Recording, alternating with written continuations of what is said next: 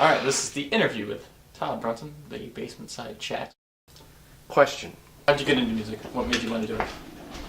Well, I got into music at an early age, but actually playing, I was in band for a couple of years. I played clarinet, and ended up not really being my kind of thing.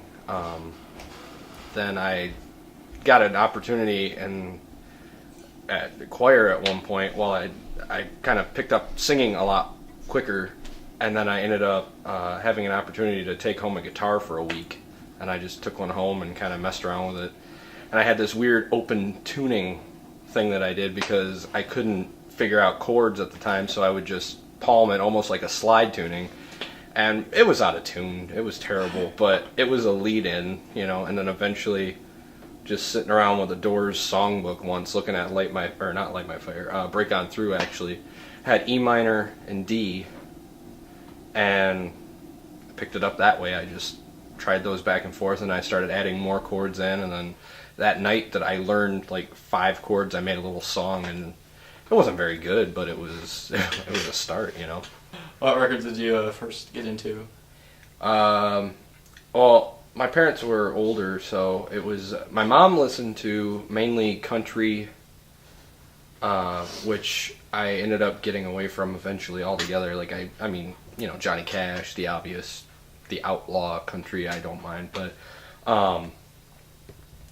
as for my dad, he listened to oldies, so I was always listening. I grew up to that, and then eventually I was introduced to Elvis at a very early age and became a fanatic of Elvis and listened to him constantly. So really my first experience with rock and roll, I would say, would be Elvis mainly, and then it ended up branching out from there, but that all began there. Who in music do you look up to? For me, I feel like there's one for everything that I do. Like, for guitar, the obvious, Jimmy Page, Jimi Hendrix, Eric Clapton, Pete Townsend. Jerry Reed is an amazing guitar player, and I can never ever play like that, and probably have no need to because I don't really do that kind of music, but just that kind of guitar boggles the mind. Bass-wise, I mean, John Entwistle, John Paul Jones. For vocals and my singing style, everybody has that sound they want to sound like. They want to I want to be able to sing that way, and your voice can only do what it does. So, I mean, if I had the opportunity to sing, not really necessarily Robert Plant, but I'd love to have that range, but I don't. I just have the low, mid, can't go very high. Explain what projects you're in. Well, my main project is Todd Bruhnsen, just me. Of course, you, Jason, you play on a few tracks here and there, and Danny may or may not at some point. He has, kind of. And there are, within that, it's all my own written songs usually, but except for the couple of songs I bought from Jason for like a Slurpee, For my stuff, it's mainly, I just try to be like straightforward, kind of rock and roll, classic rock, blues, that kind of stuff. I try new things from time to time, and they don't always work, but I try to do different things within that range. I don't go too much out of that. My music changes with whatever I'm listening to at that time, so it might even vary within an album.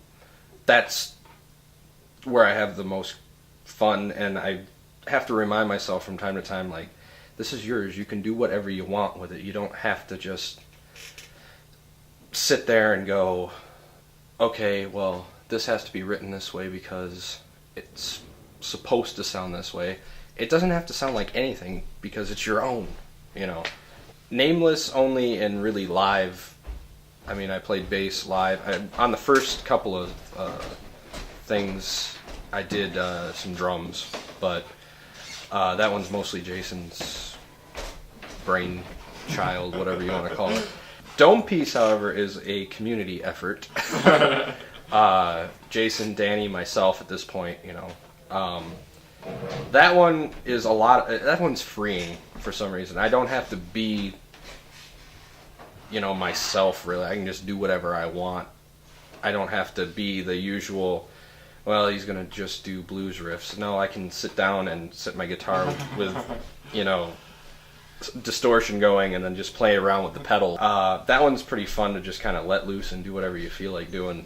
That one, we switch up, and I play bass in that every once in a while too, and I try to stay away from drums as much as possible because I can drum, but I'm not a drummer, and that's always been my motto for drums. Dome Piece, though, is just kind of a fun, do whatever you feel like doing in the moment. I mean, the original name of the band was going to be Nonce because that really is what it is. It's what happened in that moment. And there's no overdubs, there's nothing like that, and I find that really fun that we can all play live in my room, recording it, and it's all what happened. There's no cutting this, that, and the other, really, you know, so that one's a lot of fun. What comes first, music or the words? Really, it all depends on the song. Most of my stuff recently has been the music, really. I just come up with a random riff and I go, I want to record this, and then we record it, and I'll say, okay, well, I'll put lyrics to it later. But I've written a lot of lyrics lately that I haven't used. I didn't bother trying to put anything to it.